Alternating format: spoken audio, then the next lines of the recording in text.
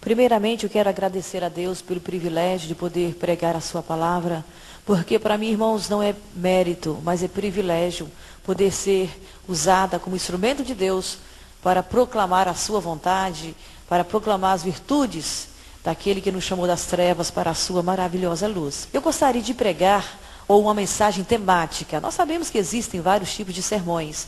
Sermão expositivo, sermão tópico ou temático, sermão textual.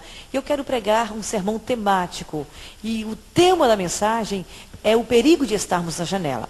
Nós sabemos que no sermão temático nós temos a liberdade de caminharmos pelas Escrituras.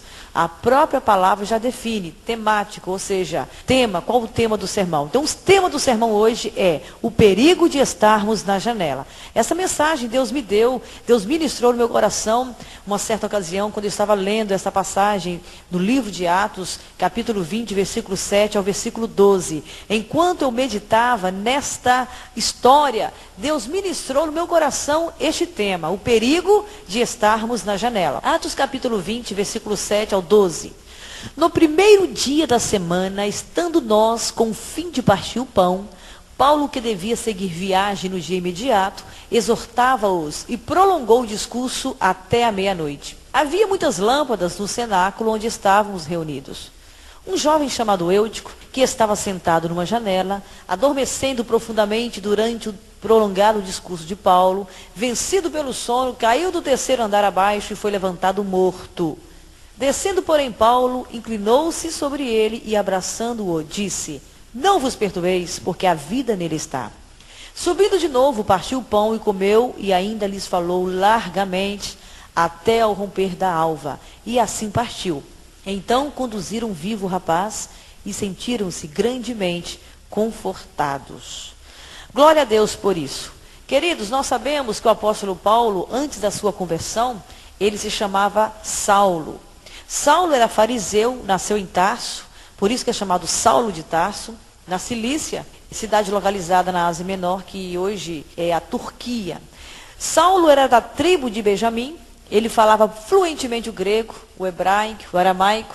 Este homem era muito inteligente, ele tinha cursos acadêmicos, ele foi criado, ensinado aos pés de Gamaliel. Então Saulo, a partir da morte de Estevão, uma grande perseguição se levantou contra os seguidores de Cristo. E Saulo, ele estava presente no apedrejamento de Estevão. E a Bíblia fala que Saulo ofereceu voluntariamente seus serviços aos líderes judaicos de Jerusalém. Queridos, a perseguição de Saulo foi tão grande, foi tão violenta, que a Bíblia diz que Saulo assolava a igreja. Ele entrava pelas casas, arrastando homens e mulheres, e os encerravam na prisão. Ele era realmente um homem violento, era um homem nervoso, um homem iracundo. Ele lutava com todas as suas forças para destruir os seguidores de Cristo. E a Bíblia fala que, em certa ocasião, ele estava tão enfurecido que ele pediu ao sumo sacerdote que lhe desse cartas. Já pensou? Cartas, autorização para que as levasse às sinagogas de Damasco, na Síria, com o intuito de realmente prender e estabelecer a perseguição aos cristãos naquela cidade. Mas a vida deste homem foi mudada. A vida de Saulo foi impactada, porque quando Jesus entra na vida de alguém, a vida dele é totalmente transformada. Até o seu nome é mudado. E de cachaceiro passa a ser cristão. E de prostituta passa a ser missionária. E assim por diante. Então, queridos, Deus muda o nosso nome. Deus mudou o nome de Jacó, que era trambiqueiro, usurpador, enganador, para Israel, príncipe de Deus. E a Bíblia está saturada de exemplos de homens e mulheres que tiveram seus nomes mudados. Então, ele teve um encontro com Jesus. E de perseguidor, ele passou a ser perseguido pela obra de Cristo. De judaizante, ele passou a ser um cristão. A Bíblia diz, no caminho de Damasco, uma luz brilhou no seu caminho. Não era a luz do sol que nós conhecemos hoje, que ninguém consegue fitar os olhos por 2 minutos no sol, ninguém aguenta.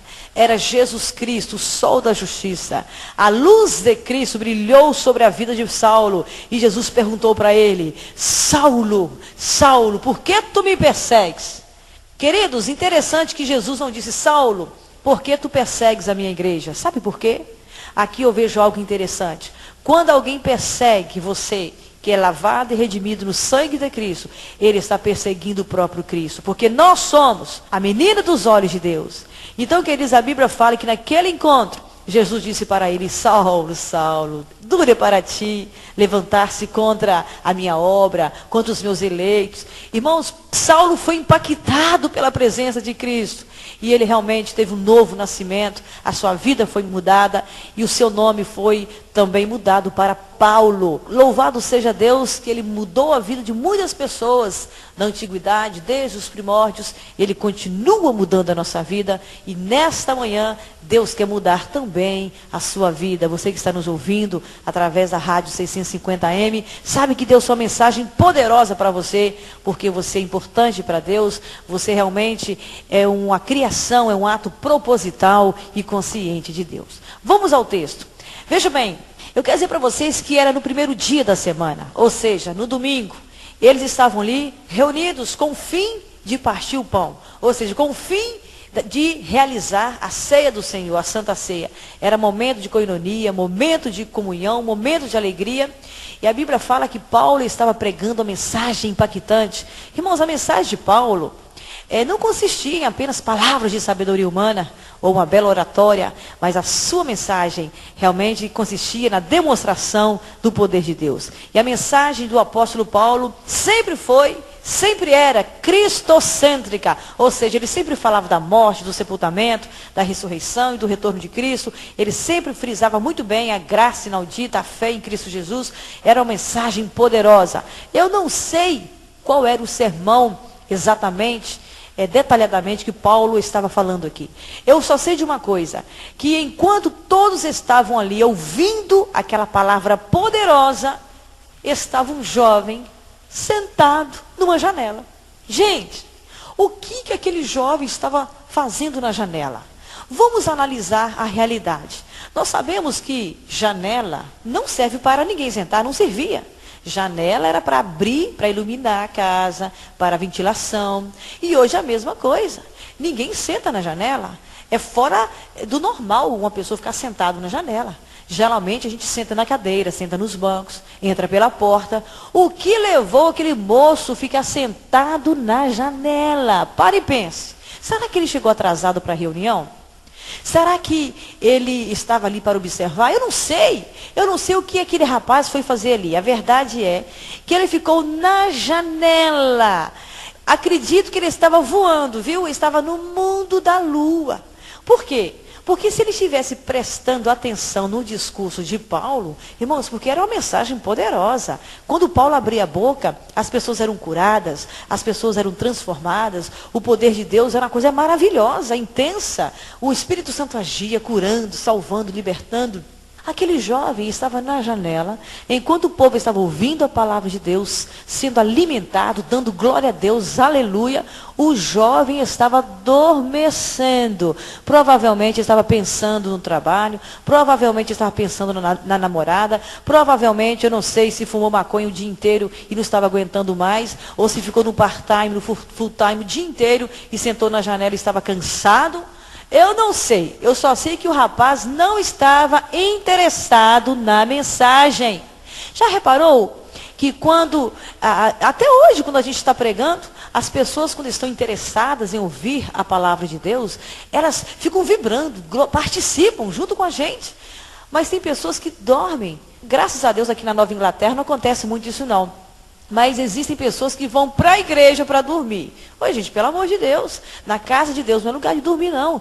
Na casa de Deus é lugar de adorar, de louvar, de exaltar o nome de Jesus. A Bíblia fala que aquele camarada caiu da janela. Ele adormeceu profundamente e caiu morto. Caiu e morreu. Eu quero dizer para você, nesta oportunidade, o diabo, antes de matar alguém, primeiro, ele o coloca na janela do sono. Eu quero falar para vocês que dormir é muito perigoso. E a Bíblia fala que quando o espírito da pessoa dorme, coisas terríveis podem acontecer. Se você se sente acomodado, sem entusiasmo de vir à igreja, sem vontade de crescer na graça e no conhecimento de Cristo, sem idealismo, sem altruísmo, algo de errado está acontecendo com você. Meu filho, você talvez pegou no sono espiritual e é hora de despertar antes que caia da janela e morra. A Bíblia fala, desperta tu que dormes e Cristo te esclarecerá. Mas eu quero falar sobre algumas janelas perigosas. Vejam bem, a janela da crítica.